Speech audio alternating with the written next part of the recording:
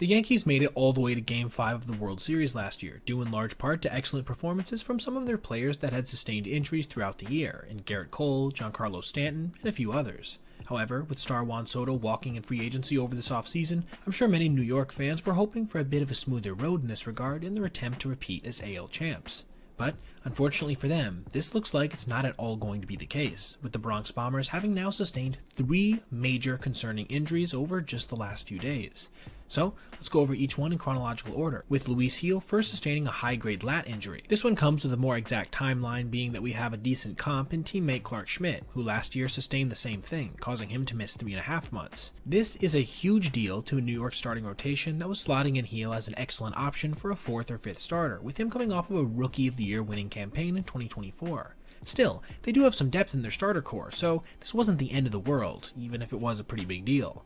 Then came a massive, substantial blow in the form of their ace, potential future Hall of Famer Garrett Cole going down with elbow soreness after getting hit around a bit by the Twins. While there hasn't been anything officially released yet, elbow soreness in the early days of spring training generally doesn't correlate with something small. On top of this, when he was asked about what kind of injury he had sustained, he said that they were getting second opinions, and that he's, quote, still got some hope. That doesn't sound minor, and could very easily lead to something that could force him to miss much of, if not all, of the 2025 season. If that weren't bad enough, the Yankees were just dealt another major blow today when DH Giancarlo Stanton, arguably their best hitter during their postseason run last year, came out and said that he's not too sure when he can resume baseball activities, with him staring down a 3rd round of PRP injections in both elbows.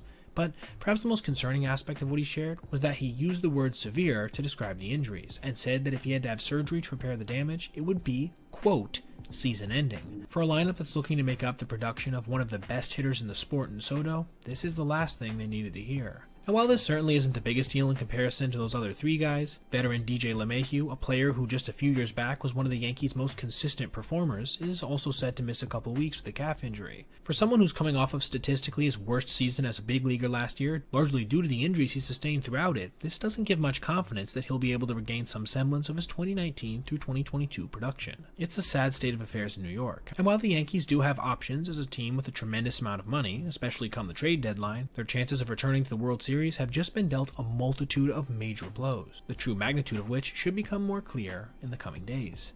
Now, I want to know what you guys think. After sustaining this litany of injuries, do you think the Yankees are the favorites to win the AL East? If not, who would be your pick?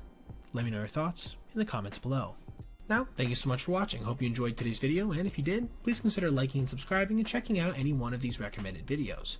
Have a great rest of your day, everybody, and I'll see you in the next one.